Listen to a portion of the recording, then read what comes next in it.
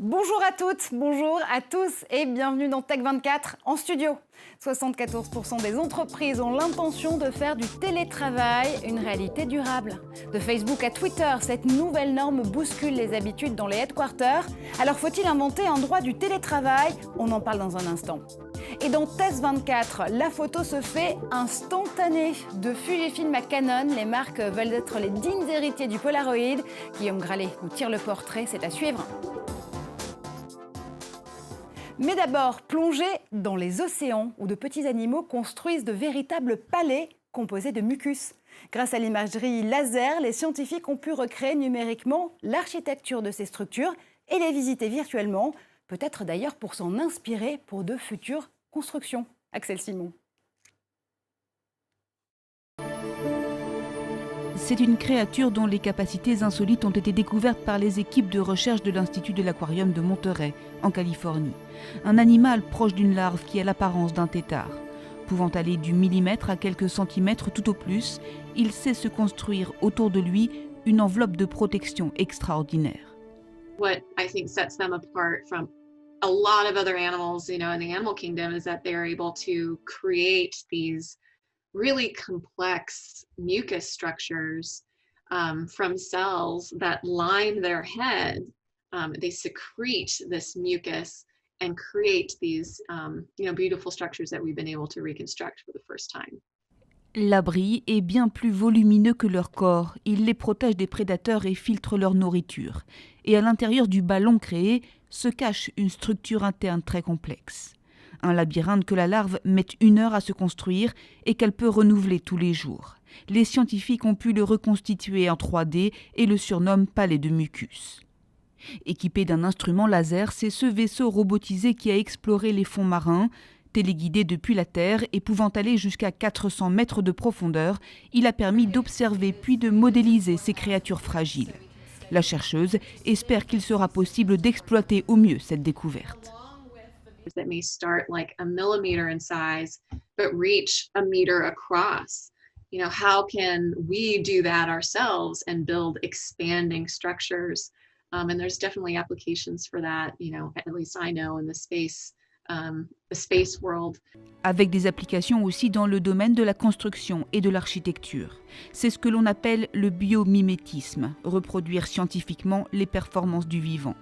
Les ingénieurs de la NASA se seraient déjà intéressés à cette prouesse naturelle, mais son incroyable fragilité empêche pour le moment de les reproduire en laboratoire. Nous venons de vivre 2 ans de transformation numérique en seulement 2 mois.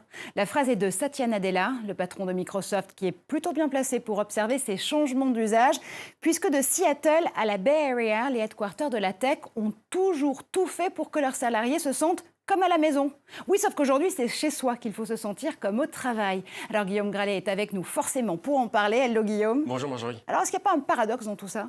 Il y a un paradoxe, mais pas totalement. En fait, si vous regardez les déclarations de Mark Zuckerberg, le co-créateur donc de Facebook, eh bien, il pense que la moitié de ses effectifs, avant la fin de la décennie, sera en télétravail. Et pour lui, c'est un petit peu raccommodé avec le slogan d'Oculus, vous savez, Defy Distance, c'est-à-dire avec une lunette de réalité virtuelle, on peut être n'importe où dans le monde. Une autre déclaration est celle du patron de Twitter, Jack Dorsey, qui il y a encore quelques mois, lui, rêvait d'aller s'installer en Afrique. Eh bien, il va proposer à ses salariés le télétravail à vie. On est plus prudent du côté Google avec Sundar Pichai qui lui se donne 3 à 6 mois pour véritablement décider la politique à suivre. Alors on pourrait se dire que c'est une grande promesse vers plus d'efficacité, de productivité, oui, mais la justice dans tout ça? Alors, on voit effectivement de nouveaux outils comme River. River, c'est un peu un Slack, mais dans lequel on va pouvoir insérer des tâches qu'on va pouvoir suivre à distance n'importe où sur la planète. Ils se moquent un peu d'ailleurs de Slack. Ils disent Slack Lax Tasks dans une publicité. On a également Basecamp qui ajoute le design et qui va permettre à tous les télétravailleurs du monde entier de s'unir, de travailler ensemble. La philosophie, elle est résumée par Jeff Rivoy de Space IQ.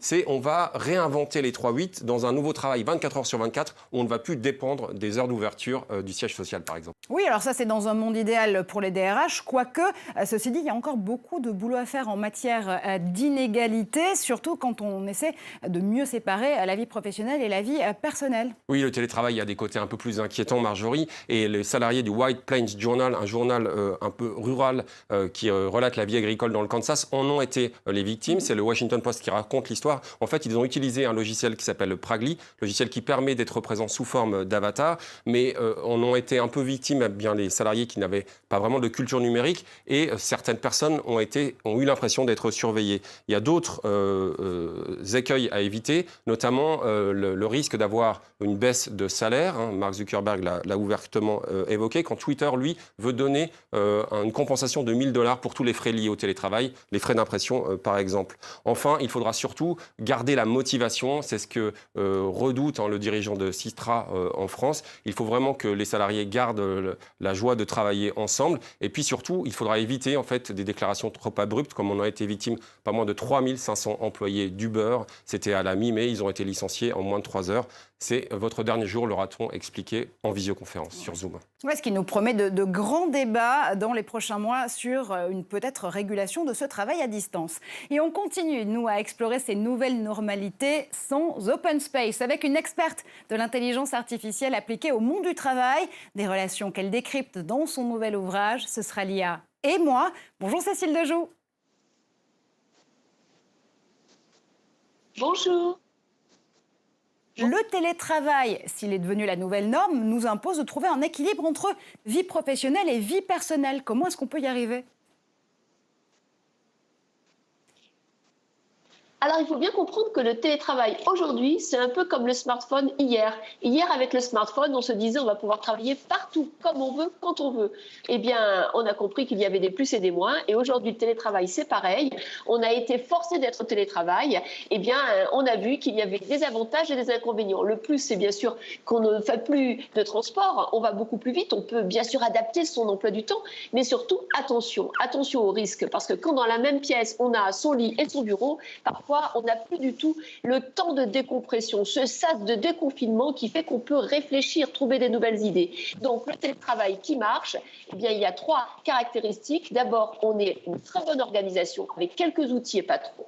Deuxièmement, on ne va pas passer sa vie en visioconférence, on va avoir le temps du collectif et le temps où on fait son travail. Et puis, troisièmement, bien sûr, on fait attention à soi parce qu'être trop passif, trop sans cesse dans un flux numérique avec son ordinateur, eh bien, c'est pas non plus très positif et il y a des nouvelles maladies qui arrivent avec le télétravail. Donc, attention, le télétravail, c'est comme le numérique, il y a du positif et du négatif. Et alors aussi, positif et négatif, avant la crise sanitaire, la grande technologie qui était accusée de détruire nos emplois, c'était l'intelligence artificielle. Aujourd'hui, est-ce qu'on se dit qu'elle a redoré son blason et qu'elle peut nous aider à y voir plus clair en sortie justement de crise potentielle ? Alors, c'est vrai que l'IA a joué vraiment une grande part dans cette crise. Elle a permis de modéliser et souvent le politique est venu proposer des solutions au regard de la modélisation grâce à l'IA. Donc ça, il ne faut pas l'oublier et c'est un point qu'il faut absolument souligner. Mais bien sûr, l'IA, c'est un outil, rien de plus.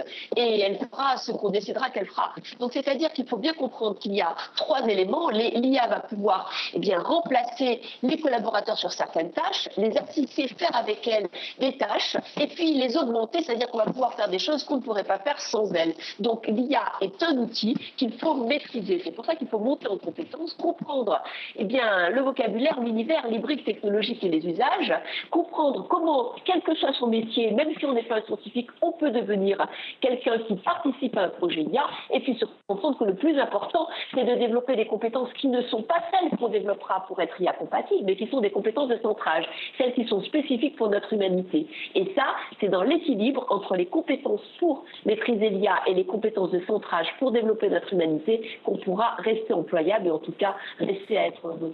Tout est donc dans l'équilibre. Merci infiniment Cécile Dejoux. Ce sera l'IA et moi aux éditions Vuibert. Merci d'être passée par le plateau de Tech24. Et tout de suite, c'est Test 24 évidemment.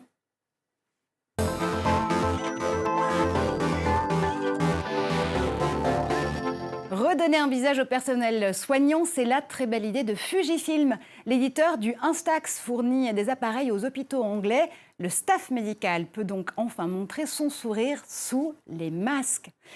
Et Guillaume, nous aussi, on va pouvoir faire comme le NHS puisque la photo instantanée est toujours aussi populaire et que cet appareil de Fujifilm, eh bien, on l'a en plateau. Oui, on a beau vivre dans l'ère du virtuel, on a toujours besoin d'objets un peu physiques et c'est un peu ce qu'expliquait Hiromoto Matsushima, le responsable de Fujifilm. On recrée de l'émotion, on remobilise les gens. Ici, on a un appareil, l'Instax Mini 11, qui est un peu un concurrent du Polaroid. Vous savez qu'on avait eu il y a quelques mois en plateau, Marjorie. On va avoir des clichés, que ça on l'a pris tout à l'heure en plateau, qui n'ont pas le format du Polaroid, qui sont assez sympas, qui sont très magiques. Mais il y a d'autres choses que je trouve assez intéressantes, d'autres modèles, notamment ce modèle Agfa Photo. Agfa, vous savez, cette vieille marque allemande qui a, comme Kodak, beaucoup souffert avec le numérique, qui essaye de revivre aujourd'hui et qui va pouvoir prendre des photos de son smartphone, mais surtout avoir une technologie d'impression assez intéressante. Alors, je vais essayer tout de suite, je vais vous montrer tout de suite en prenant un cliché, Marjorie. Voilà, donc je peux régler.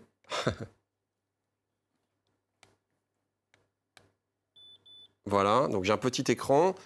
Derrière, je vais appuyer sur Print. Et ce qui est assez intéressant ici, c'est qu'on a une technologie sans encre également, mais on va utiliser ce qu'on appelle la sublimation thermique, c'est-à-dire que tout est dans le papier, où en fait on va activer grâce à un triple passage. On va le voir avec du cyan, du magenta ou encore du jaune, vous allez voir. Et ensuite un quatrième passage qui va permettre de protéger un tout petit peu cette photo, notamment contre les éclaboussures et les déchirures. On va recréer une photo. Un dernier modèle peut-être, c'est celui... Très rapidement. Le Zoé Mini C de Canon, lui, il va mettre au point des photos qu'on va pouvoir coller un peu partout, des petits stickers. Eh bien, collons des photos partout, ce sera le mot de cette émission. Merci infiniment, Guillaume. Vous l'avez compris, c'est la fin de cet épisode de Tech 24. On était ravis de vous retrouver en plateau. Et on vous retrouve aussi tout au long de la semaine sur les réseaux sociaux avec le hashtag Tech 24 à la fin de vos messages. À très, très vite.